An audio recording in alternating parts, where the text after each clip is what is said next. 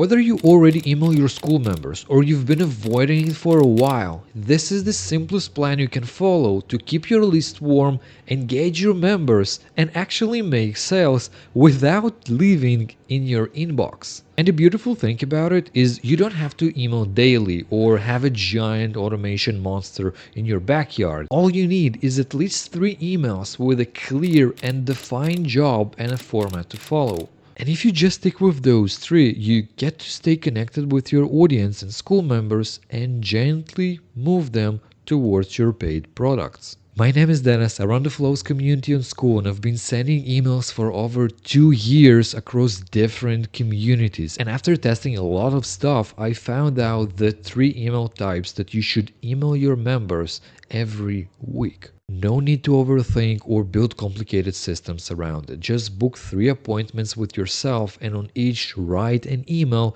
in one of those buckets. 1 email to build connection and trust with your subscribers, 1 email to grow and engage your group, and 1 email, the most important one, to make sales. In this video, I'll walk you through every email type, show you the exact format you should use for your emails, and actually give you examples from real emails that I sent so you can copy the structure and just send them this week. So let's dive in the first type, the trust building emails. It's a magical experience when you get to upload a piece of content to YouTube, Instagram, Facebook, X, whatever, and instantly get traction from your warm list. You're killing 2 birds in 1 shot. You blast it to the most engaged people who will usually watch it longer and deeper than cold traffic. That early watch time and click spike is a great signal for the algorithm. Hey, this is good, people are clicking, people are sticking around, push this content harder. Secondly, what's happening is you get to deepen your connection with people who already know you. The more they see you, the more they feel like they know you, and the more likely they to take the next step. Literally yesterday, I got approached by one of my members who watched my recent video through an external link, either Skool or email, and asked me to come run a mini workshop for her Skool community. She's already a member, and since I always let my subscribers and Skool members know that I uploaded a video, this way I'm lucky enough to build more connection and trust this way. And as you can see on the screen right now, 20% of my traffic on YouTube is coming from external, meaning Skool and email list.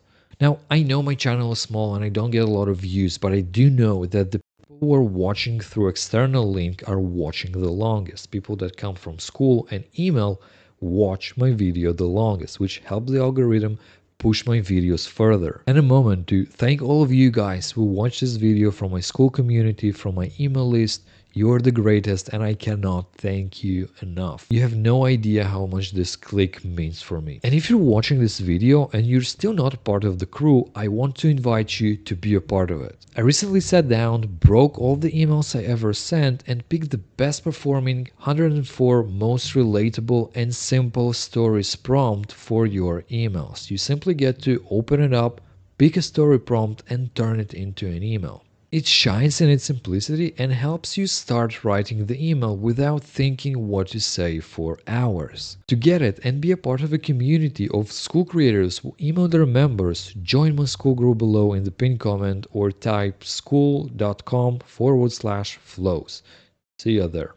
So for the format for the trust email, follow this. A simple and relatable story. Either pick one of the stories you talk about in the video, maybe how you discover the thing that you're talking about, what made you record the video, or use just one of the story prompts that I share in the group. Got it on an interesting point, either when the email is catching up to the story in the video or when you get to the lesson and payoff. Lead to the CTA, set the video as implementation, lessons, or the full story. CTA.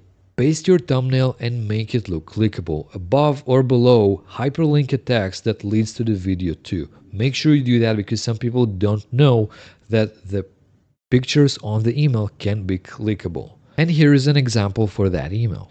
Subject line, a message from Robert. Doesn't really matter. I hate you. Stop emailing me already. That wasn't sent to me. It was sent to a creator whose emails I write. Yikes. Apparently, he couldn't unsub himself and he was trapped in our system for weeks. Problem was, he never used his real name to sign up and we couldn't remove him since he didn't cooperate and share his email address. Double yikes. The first part, that is the story. I'm talking about something relatable that happens, and I mean, not necessarily always happens, but it's a story that happened to me. Now I'm cutting it at this point. Double yikes, right? I'm not continuing the story, and you still don't know what's happened with Robert, because that's what happens in the video. I'm not clearly stating that, but that just implies it. So the next, in some cases, most of them, you actually want people to unsubscribe, especially when you haven't emailed in a while and you're worried that when you finally do, people will backlash, right? That is the lesson of the story, right? That's me leading to the call to action. That's me setting up the lesson. And the lesson is, so instead of hiding and waiting even longer, I recorded a video, right? In this particular example, I used the link as the call to action. So it either could be just you drop a line, sorry, let's go like this, drop a line and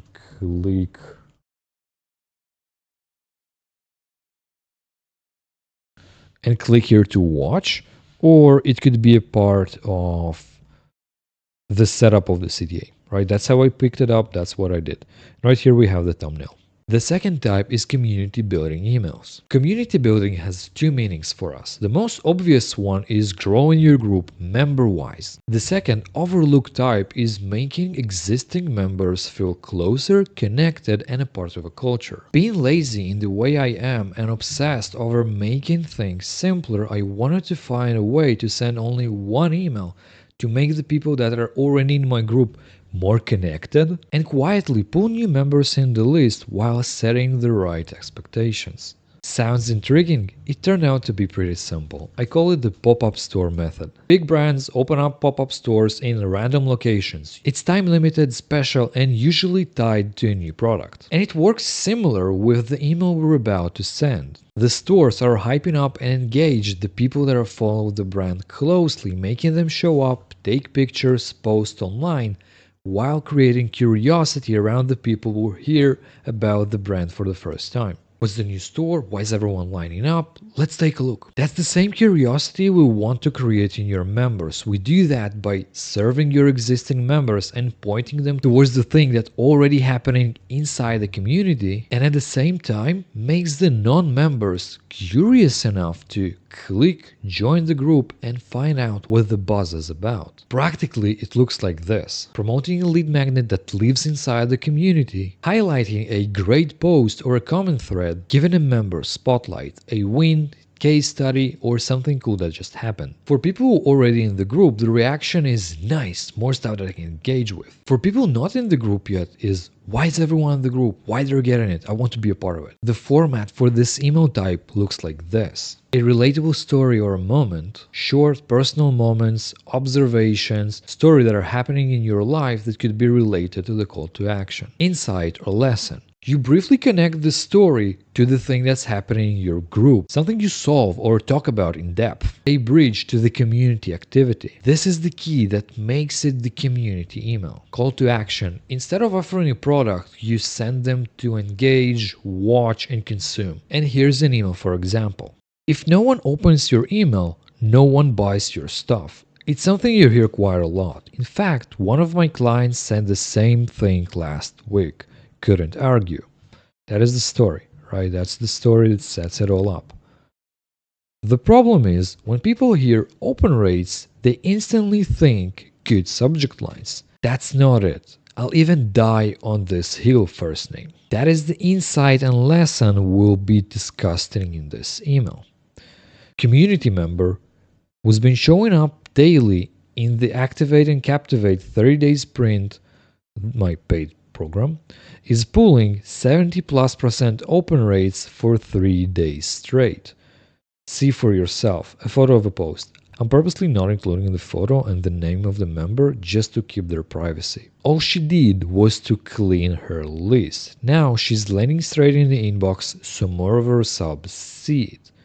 Right here I'm adding another piece of lesson. You can do that, you can skip it, you can add more, but I just felt like it could work.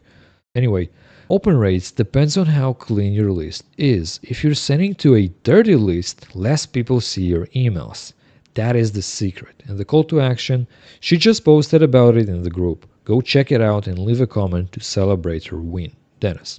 And the last type of emails you should send, which is the most important one, is sales emails. That's the lifeblood of your business. The ability to write an email, send it out, and get paid is incredible. Now, a big disclaimer for the people who are watching it, most gurus will not tell you. You probably heard those phrases. Emails ROI is $1 to $42. You should make at least $1 per one subscriber. 3 out of 100 people always buy, no question asked. Now, those numbers are true, but with a big caveat.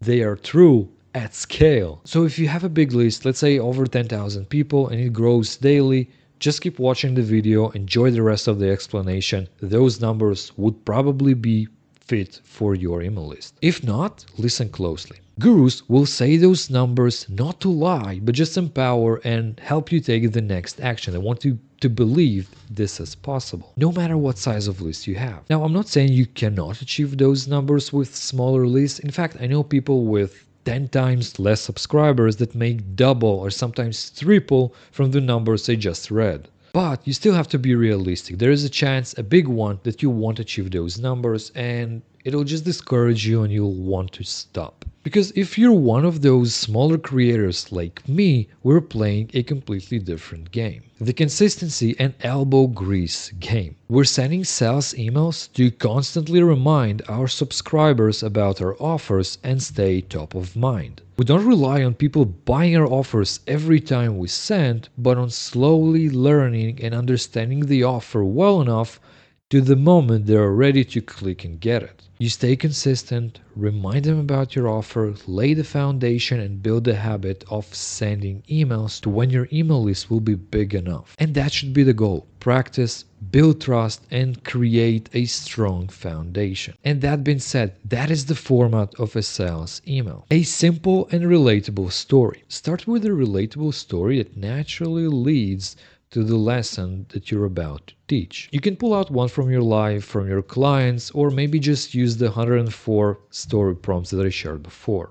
Deliver the lesson. State the lesson of the story clearly. You want them to have a little aha moment. Set up the transition. Draw a clear line between the lesson of the story and a real problem they experience in their life or business. The product they should get to solve the problem. And here's an email for example. I was on the phone distracted while opening the kitchen cabinet with all the glasses in it right above my head. One of them hit my head, dropped to the floor and shattered into pieces. Usually when I grab a glass, it messes up with the balance of the other glasses, so the instinct is to slam the door and leave it for the next person. Apparently that's a setup for the perfect trap, and eventually I walked straight into it. That is the story, right? I'm setting up a story from something simple that is pretty relatable.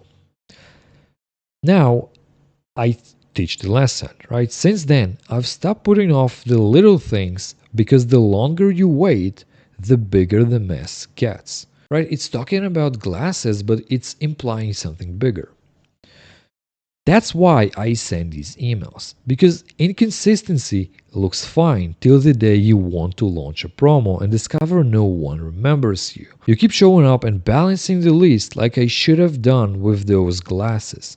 It won't come down crashing down at the worst possible time. The entire idea of Activate and Captivate, my paid program, is to give you enough runway so when you launch, it doesn't feel forced, right? That is the CTA setup. That's the CTA story. That's the parallel between the story from this lesson to what actually happens in their business, in your businesses.